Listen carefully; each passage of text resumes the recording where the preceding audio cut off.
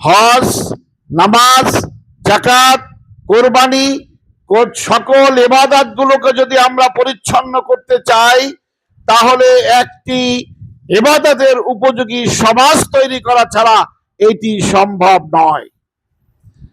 আমরা এখানে যারা আছি, আমরা বলবো আমরা কেউ সুদ দেই না, কিন্তু আমি বলবো আমরা প্রত্যেকটি লোক সুদের সাথে জড়িত।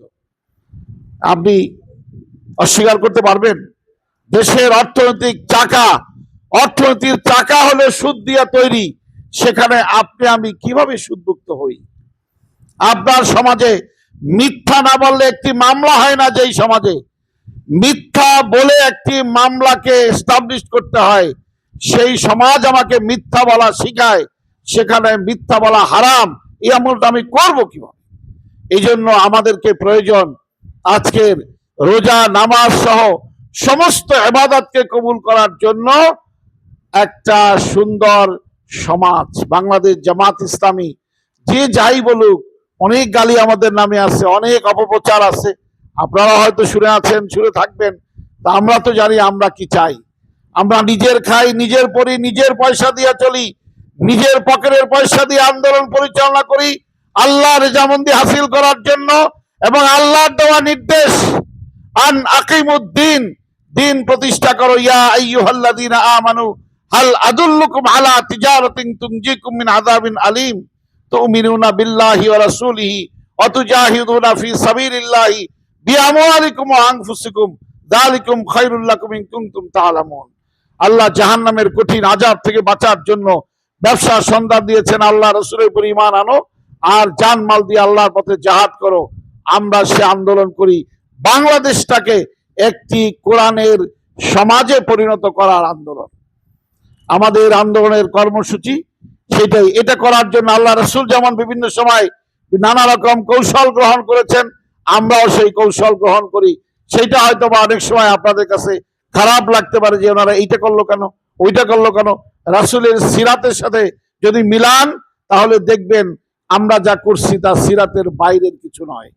রাসূল ঈমান গ্রহণ করিয়েছেন, বায়াত দিয়েছেন তায়েববাসীকে। তায়েববাসীরা আসছে, বলছে যে আমাদের একটা মূর্তি আছে, আমরা এই মূর্তি সাথে রাইখা ঈমান গ্রহণ করতে চাই, আপনি কি দিবেন? বলছে হ্যাঁ দেবো, অসুবিধা নাই, করো। এই মূর্তি সহ রাসূল ঈমান দিলেন। যে মূর্তি ভাঙতে রাসূল আসছেন, এই ইতিহাসগুলো আমাদের মধ্যে আলোচনা হয় না। আলোচনা হয় শুধু 70 তালি জামাই রাসূল পড়ছে।